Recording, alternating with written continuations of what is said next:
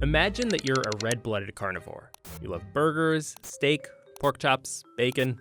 But one day, out of nowhere, red meat starts to make you physically sick to the stomach.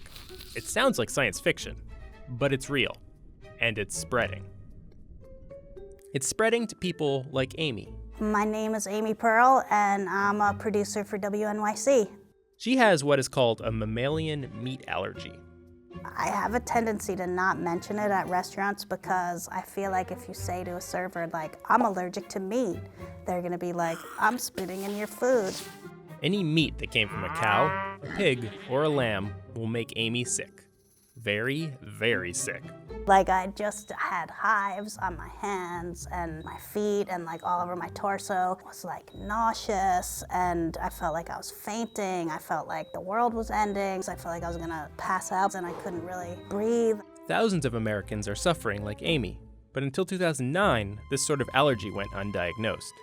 I think I made an appointment with my regular physician, but he immediately was like, there's no such thing as a meat allergy, it has to be something else. That changed with the cancer drug cetuximab.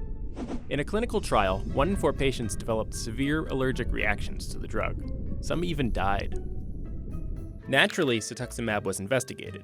University of Virginia's allergy department focused on one specific part of the drug. A key ingredient in cetuximab is a specific carbohydrate that all non-primate mammals carry in their cell walls and tissues, galactose alpha-1,3-galactose, or if you're pressed for time, alpha-gal.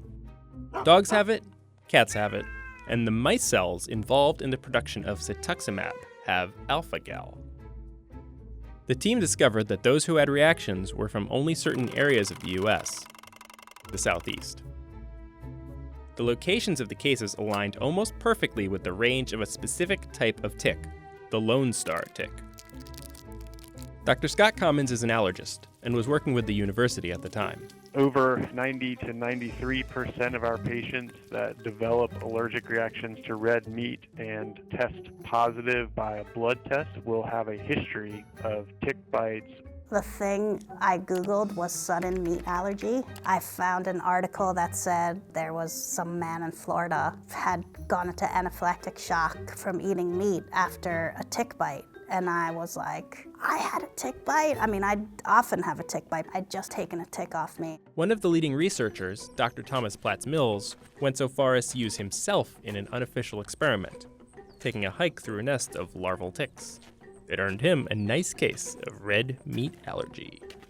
There's still a lot we don't know about how this meat allergy works, but here is the leading theory. Ticks don't have alpha-gal naturally, but they could be carrying it if they fed off a mammal, like a deer or a dog. If a tick then bites you, it trades some of your delicious blood for its saliva, which is a cocktail of nasty things. An enzyme in that saliva tells your body that there's a variety of dangerous threats, and your immune system bans everything in that saliva from entering the body, including alpha-gal, which is also in every burger, steak, and bacon strip. So, the next time you eat one of those, your body treats the carbohydrate like an intruder and hits the panic button. This is happening in the bodies of an estimated 5,000 Americans. What's worse is that the range of the Lone Star tick is growing. Their range is spreading into the Ohio River Valley and now up into Minnesota. We also know of places where this alpha-gal red meat allergy exists, but they don't have Lone Star ticks at all. And this would be southern Sweden, for example. There are parts of Europe, Australia, and now even South Africa. So clearly other tick species can do this as well. University of Virginia's researchers have also linked the alpha-gal allergies with a higher risk of heart disease. This allergy seems as though it will often go away over time, but the problem has been that any additional tick bites seem to cause the allergy to return. And these are often patients who like to be outside. I know that my numbers have gone down because I've been retested a couple of times, but they're still 10, 20 times what they should be. Dr. Commons continues to work towards an immediate cure to mammalian meat allergy. In the meantime, the number of cases are rising. So what we've been trying to do is work on a vaccine related to tick saliva in hopes that we can prevent the allergic response from continuing or recurring with additional tick bites. If you've been bitten by ticks recently, be sure to get tested. If you haven't, learn how to explore the woods safely. Well, if you haven't been bitten, then try to stick to the trails. If you're going into a heavy tick-infested area, you may want to consider pre-treating your skin or clothing with DEET or permethrin, respectively. People are so freaked out about ticks.